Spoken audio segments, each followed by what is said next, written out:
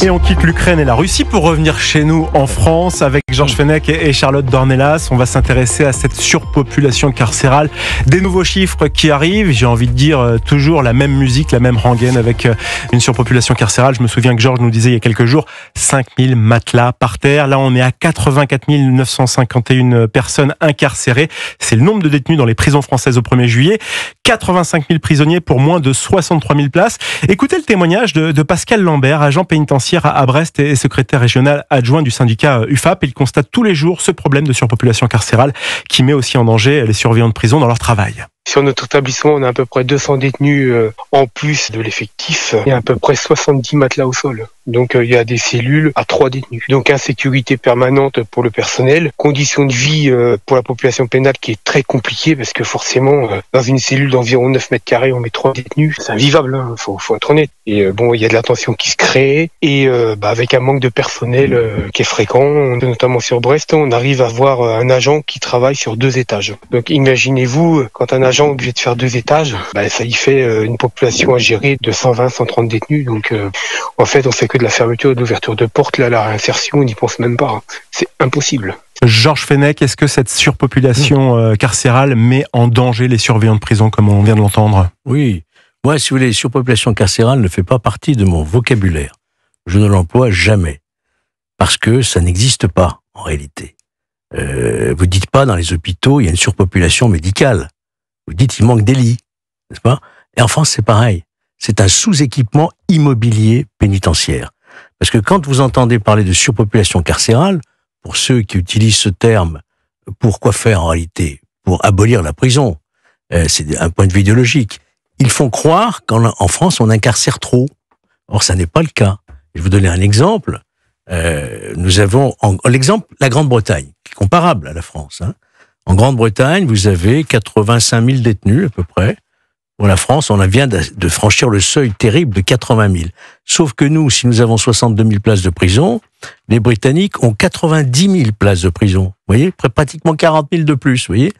Donc, il faut bien voir que les gouvernements, plusieurs gouvernements, se sont refusés, notamment, malheureusement, je dois le dire, de gauche, à construire des places de prison. Moi, je me souviens, sous Nicolas Sarkozy, nous avions initié un programme de 20 000 places de construction. On n'arrive pas à les réaliser, ces places-là. Elles n'arrivent pas. Elles n'arrivent pas à être construites en temps et en heure. Les avait mis de côté, effectivement. Emmanuel Macron avait promis 15 000 places, vous vous en souvenez. Et il en a réalisé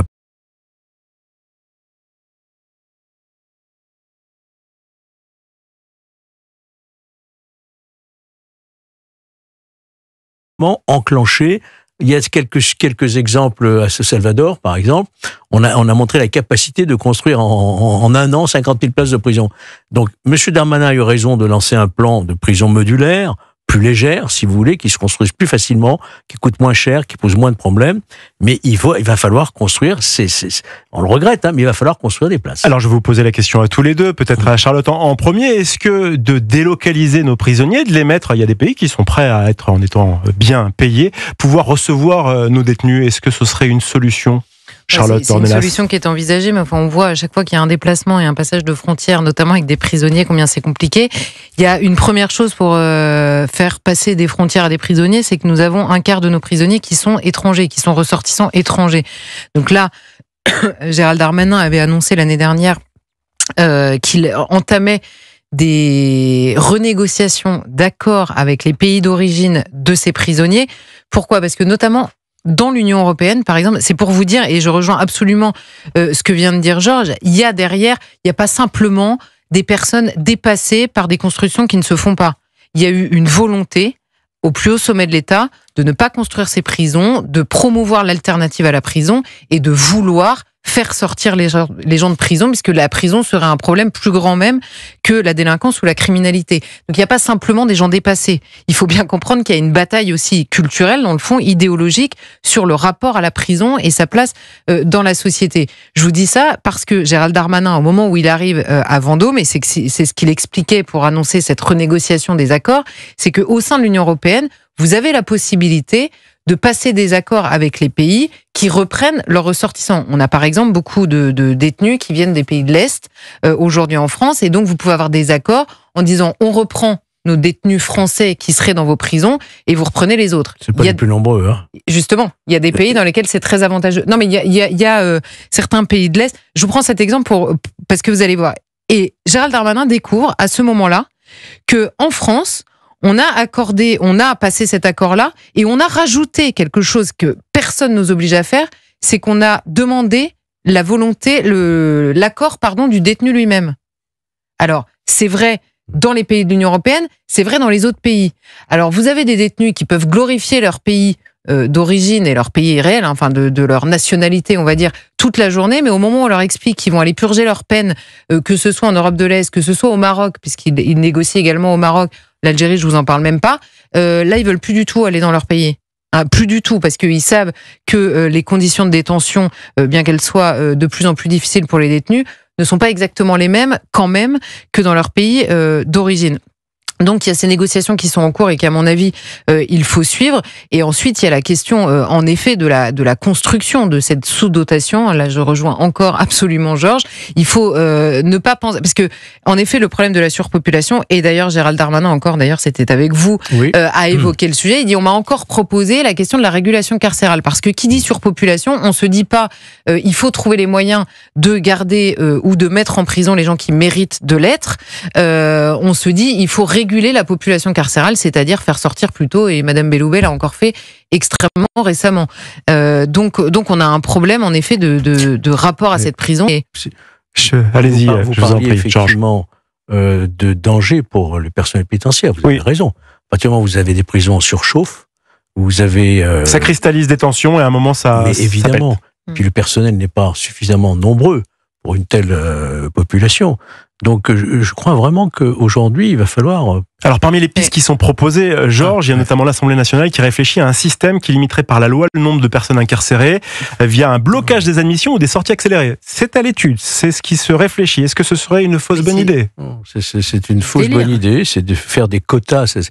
D'ailleurs, en fait, en réalité, c'est déjà le cas, mais on ne le dit pas. Si vous voulez, vous avez une sorte de numerus clausus qui ne dit pas son nom, où le procureur, avant de faire incarcérer, il appelle le directeur de la prison. Est-ce que vous avez encore de la place ? Non. Alors, qu'est-ce qu'on fait dans ces cas-là ? On ne fait pas exécuter. Ce qui fait qu'au bout du compte, d'après les éléments qu'on peut avoir, vous auriez autour, en ce moment, de 80 000 places, 80 000 peines de prison ferme prononcées qui ne sont pas exécutées. Ce qui est énorme. Ce qui aboutit finalement à une inexécution des peines, et donc un sentiment d'impunité, et donc de la récidive, et donc de la délinquance, et donc de la surpopulation. On est dans un cercle vicieux. Oui, parce que le rapport bénéfice-contrainte, justement, les grands bandits peuvent se poser la question de se dire, ah ben attends, si je tente ça, peut-être que ça passera à l'as, puisque justement, il y a trop de personnes qui sont incarcérées, donc je peux tenter de faire mon délit. On a quand même un système d'aménagement de peine qui est extrêmement généreux, auquel veut s'attaquer effectivement, et il a raison, Gérald Darmanin. Je demande à voir, en l'absence de majorité, ce que ça peut donner. Est-ce qu'on est sur une atteinte aux droits fondamentaux avec cette surpopulation carcérale ? Oui, et aux droits fondamentaux de beaucoup de gens, en fait. Charlotte Dornelas. Parce que pour répondre, d'abord réagir, on va dire, à cette question du projet de loi, proposition de loi, ou je ne sais pas de qui ça vient. C'est dans les tuyaux. Exactement, mais de ce tuyau, c'est à peu près revenir à la question. Il faut bien comprendre ce que ça veut dire, en gros, de se dire on va mettre des quotas de prisonniers. C'est dire, vous avez des responsables politiques qui vont se dire à partir de maintenant, on accepte 2400 criminels en France. Mais ça n'a aucun sens. C'est d'une bêtise ahurissante, en fait. On décide pas du nombre de criminels qu'on va avoir. On met pas un quota du nombre de criminels ou de délinquants qu'on va avoir dans les prisons. Il y a évidemment, honnêtement, sur le fond, c'est la question de la justice elle-même qui se pose. À quoi sert la justice ? Elle sert à réguler à peu près en fonction du nombre de lits, en fonction du nombre de places. Non, évidemment, la justice, elle sert d'abord à rendre justice à une victime du délinquant, du criminel. Donc il y a une peine qui est prononcée pour rendre justice à la victime, et ensuite à la société, dans la protection de la société. Et ensuite se pose la question, en effet, de la réinsertion du prisonnier lui-même.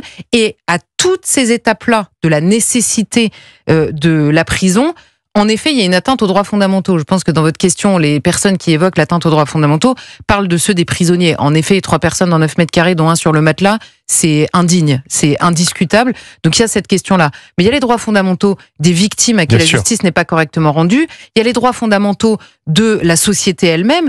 Et il y a même les droits fondamentaux des prisonniers qui jouent le jeu, entre guillemets, qui sont méritants d'une réinsertion correcte pour justement, à partir de leurs fautes, comprendre comment se réinsérer correctement dans la société une fois la peine purgée, et eux passent à la trappe totale, parce que qu'est-ce qui se passe quand vous avez une surpopulation? Le surveillant pénitentiaire l'expliquait, il y a une question immédiate d'impossibilité totale pour les agents pénitentiaires de faire leur travail. Donc il y a d'abord un problème de sécurité directe pour eux, il y a un problème de sécurité entre détenus, les agressions entre détenus sont en augmentation considérable aussi ces dernières années. Il y a une impossibilité de faire le travail nécessaire en prison pour les prisonniers, encore une fois, qui le méritent. Il y a des menaces qui sont exercées sur ces prisonniers-là, qui donc vous avez une sorte de mafia qui s'installe dans la prison. Il y a des gens qui sont mis en coupe réglée.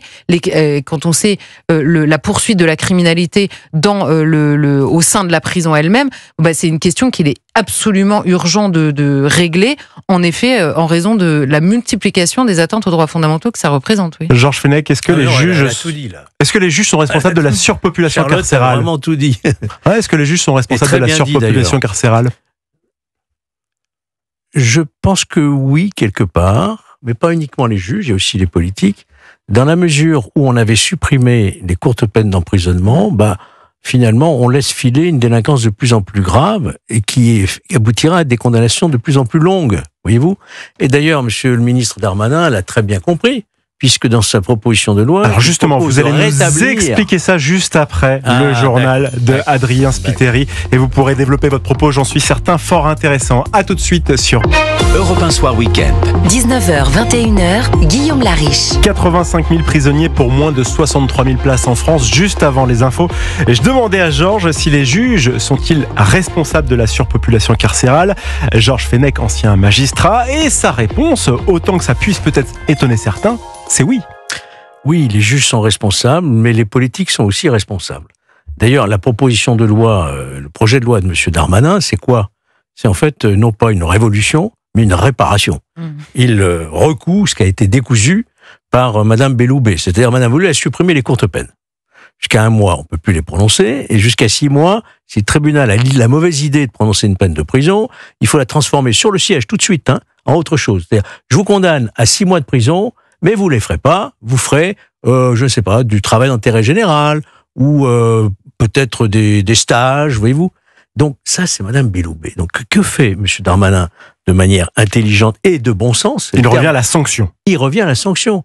Et la courte peine d'emprisonnement, tous les pays qui l'ont vraiment développé, comme notamment les Pays-Bas, ça montre une chose, ce sont l'efficacité. C'est-à-dire que le jeune qui fait un court séjour en prison de 15 jours, 1 mois, 2 mois, il comprend la douleur. Faut juste qu'il soit pas au milieu de gros narcos, de grands bandits. Mais vous avez raison, il faut différencier les populations pénales, il faut pas les mettre ensemble.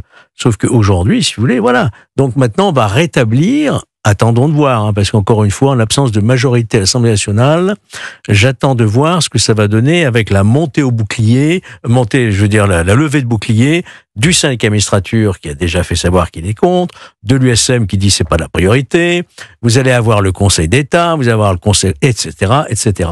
On est encore loin du compte. Donc, moi, je dirais, soyons prévoyants, construisons des places de prison, c'est plus sûr. Bon, en tout cas, on n'a pas fini d'en parler de cette loi pénale voulue par Gérald Darmanin qui est attendue pour l'automne en France. Une dernière question pour refermer ce chapitre sur la surpopulation carcérale. Alors, on n'a pas suffisamment de lits en France. Je le rappelle, ce chiffre que vous m'avez donné une fois à Georges qui m'hallucine, 5000 matelas en France. Donc, pas suffisamment de lits pour recevoir nos prisonniers, nos détenus. Par contre, on a de l'argent pour permettre à certains de bénéficier de séjours de surf thérapeutique. Ce n'est pas une blague. Cela concerne des prisonniers violents de Rennes qui souffrent de problèmes psychiatrique. Alors, ça a peut-être de la vertu, mais est-ce que c'est le meilleur moyen d'employer l'argent comme ça, alors que peut-être dans des conditions qui seraient peut-être mieux pour de l'hygiène? D'ailleurs, la prison de Toulouse-Saïs qui a été frappée par une obligation pour l'État d'intervenir pour réparer tous les problèmes d'hygiène qui peut y arriver là-bas. C'est-à-dire que, alors je ne connaissais pas le surf thérapeutique, donc je ne vais pas m'étendre sur les vertus de cette activité. En revanche, il y a à la fois un manque, il y a des matelas en effet, vous l'avez dit, au sol, et il y a un manque de lits considérable dans les hôpitaux psychiatriques également. Or là, en l'occurrence, et d'ailleurs Gérald Darmanin, quand il avait parlé des détenus étrangers qui pourraient libérer de la place dans les prisons, il avait également parlé des détenus atteints psychiatriquement, dont la place n'était pas forcément tous en prison. Alors là, je ne sais pas dans quelle mesure ils sont atteints. Vous savez, il y a une palette d'atteintes et des troubles psychiatriques. Grades. Et évidemment, quelqu'un qui se déchaîne violemment contre une autre personne, en général, il y a quelque chose de psychologique, si ce n'est psychiatrique, on va dire, dans l'absence de maîtrise de ses pulsions. Donc je ne sais pas très bien à quel degré ils sont, mais en tout cas, il y a certainement du sens, mais c'est vrai que ça peut tout de suite mais en tout cas, prêter certains de ces à détenus surprendre. Devraient être en hôpital psychiatrique, ils n'y sont pas parce qu'on manque de lits aussi. Donc peut-être qu'avant le surf, en effet, il faudrait offrir des lits à la fois des cellules aux prisons et des lits aux hôpitaux psychiatriques. Et probablement tous ces détenus en bénéficieraient, que leur place soit en prison ou en hôpital psychiatrique. Mais là encore une fois, et ça dépasse de loin cet exemple en particulier, mais vous avez souvent des activités, vous savez, qui font souvent bondir d'ailleurs le sentiment populaire est à l'exaspération quand vous voyez ces histoires de cartes dans les prisons, ce que ça avait déclenché il y a quelques années. Et le Koh-Lanta des prisons. Voilà, et les surveillants pénitentiaires vous disent, mais ça fait partie du problème de la sous-dotation carcérale dont on parlait précédemment. Pourquoi ? Parce que quand vous avez une telle tension dans la prison que vous n'avez pas assez d'agents, mais vous faites comme dans certains quartiers en France, vous achetez la paix sociale, point barre. Donc vous faites des activités, vous ne demandez rien d'autre dans vos journées. Donc ça fait partie en effet du problème, et on se dit parfois, en égrénant ces exemples-là, que l'argent est décidément mal employé. Vous écoutez Europe 1 Soir Week-end, 20h51 avec Charlotte Dornelas et Georges Fenech. Allez, on fait un bond de 17 000 km direction Nouvelle-Calédonie. Et si tout était à refaire ? Qui a aussi des prisons d'ailleurs.